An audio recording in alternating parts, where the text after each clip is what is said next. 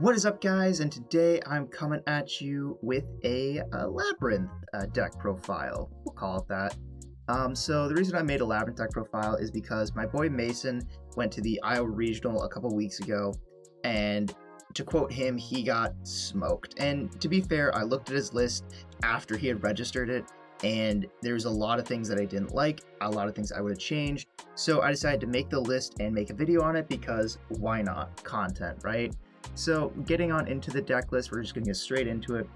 We have what I like to call the Sweet 7. So we have triple Ariana, triple Lady, and one Lovely. I think this is really the optimal number of Labrynths to run. Some people are cutting the Lovely just because it does kind of break hands, but I'll show you why in just a second that doesn't matter if you're playing this version. We're playing the triple Radian. This is because both the Kashtira matchup and the branded matchup, the Dragoon and the Arise Heart Passports, are kind of tough to deal with. It's almost impossible for us to out a boosted Dragoon, and Arise Heart Pass is a really strong board against a trap deck. Also, this is really good into next format, post Syac with Pearly coming out. Having a kaiju that you don't care about summoning with the Welcome Labrynth block active is totally fine. And getting into the last monster, we have one Dogmatica Ecclesia. This is to pair, of course, with our triple Nadir Servant, and in my opinion, this engine actually makes a lot of sense. You're playing triple Dogmatica Punishment because it is like the best removal spell in the game, or the best removal trap in the game. Not only does it trigger your Lovely and your Lady, it also, instead of being a 1-for-1 like Compulse and Ice Dragon's Prison, it is almost always a +1 in advantage, either dumping Entis or Garura or some combination of cards that just gets you more advantage. We're on 3 Prosperity. There is a bit of a nombo going on with these two. If you see Prosperity and you activate it and you see Nadir off of Prosperity, you don't really want to grab it. So it is kind of a dead card in that sense, but you can always go Nadir, dump Entis. That way you can pop a card on your opponent's turn. You can Nadir dump like Fossil Warrior Skull Knight or when Pegasus adding Nister if you want a delayed interaction. So I don't think it's that big of a deal. We have the one field spell. People are cutting this. I think the additional interaction it gives you, along with being another target to search off of green, is just so good.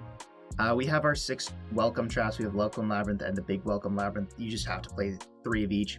And then we have, like I said before, triple Dogmatica Punishment. We have 3 evenly main decked. I think this is probably the best card we can play in this deck because it allows you to clear boards and then still use your Lady effect. You have your Lady ready to go. So that's really nice. And then we have my Floodgate of choice, which is actually Rivalry of Warlords. So you might be confused by this, but in the current format, I think this actually makes way too much sense to not be playing this. So if you think about it, like the only deck that this isn't great against is Sprites. However, if you go up against a Sprite board, they don't get to go for their Melfi stuff. They don't get to go for Toad or Bujinki. They just have to deal with a Sprite-only build. And if you've ever seen pure Sprite, it's not actually that good of a deck. Against Branded, against Kashtira, against Trap Tricks, Rivalry is actually kind of insane.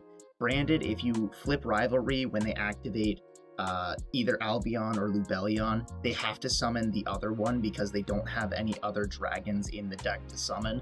Against Kashtira, if you flip this against the normal summon of Fenrir or the special summon of Unicorn or whatever, then they can no longer go for the Arise Heart. The best thing they can do is go Diabolus and the Shangri-Eras, which not many people are doing right now. So I think Rivalry of the Warlords is probably the best Floodgate you can play right now. I think it's better than Skill Drain, in my opinion, which a lot of people are on right now, and I disagree with.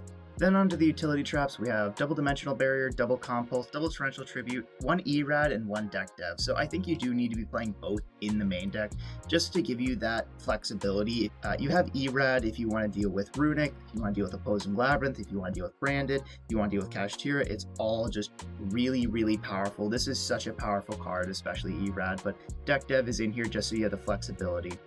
Going on into the side deck, we have triple Judgment, triple Skill Drain. These are kind of just flex spots. We have the 3rd D barrier in the side just because you might want to sub it in for Branded, because I do think Dragoon is kind of just a house, and especially against this deck, so you really want to stop it from coming out. We have some back row hate, Harpy's Feather Duster, and Cosmic Cyclones. The interaction that I really like, especially going into next format if you really want to be on Labrynth, is actually Archfiend's Ghastly Glitch. So with the new 100 Apple Dragon that's releasing in Syac, a lot of people are hyping up Sword Soul, and while I don't think it's going to be that great of a deck, you can actually send Token Collector off of Archfiend's Ghastly Glitch, and then if they're playing a token-based strategy like Sword Soul, it cuts them off of their main game plan, which is just so unbelievably strong against them. It's really, really nice. Getting onto the extra, we have your basic stuff. We have double Entis, one Skull Knight, one Garura, one Wind Pegasus. We have Blacephalus to dump the Garura off of a punishment if you want that. And then the big one that I really like, the Dogmatica Package 4, is actually Tri-Brigade Ferrishit. So one of the biggest problems people have with Labrynth is just the fact that Lady clogs your hand. So if you see Lady and Nadir, you can actually dump the Tri-Brigade Ferrishit, draw a card, and then put the Lady back in the deck. So you don't actually have to worry about it being in your hand. You can summon it off of a Welcome Labrynth from your deck, which is just so much better. The rest of the extra deck is just kind of generic, kind of good stuff. Dark the Dark Charmer, Donner the Dagger for Hire. The Nightmares are fiends. You can actually go into them under the Welcome lock, so that's actually nice. Double Lingeribo just to deal with Iblis and against Kashtira if they're playing it. Muckraker's a really cool card, and then Underworld Goddess just because sometimes you can't find your way to the Radiant, but you somehow manage to find your way to like a Lady, a Lovely, and like 2 greens, so you can still add a Dragoon in that case. But yeah, so that's this deck profile.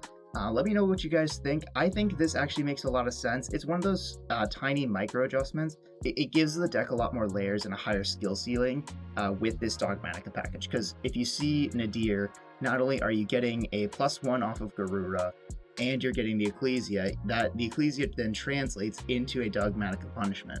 Which if you don't see your REN, which is your other normal summon of the deck, you can just normal this and you're fine. You have 1, 2, 3, 4, 5, 6, 7 normal summons.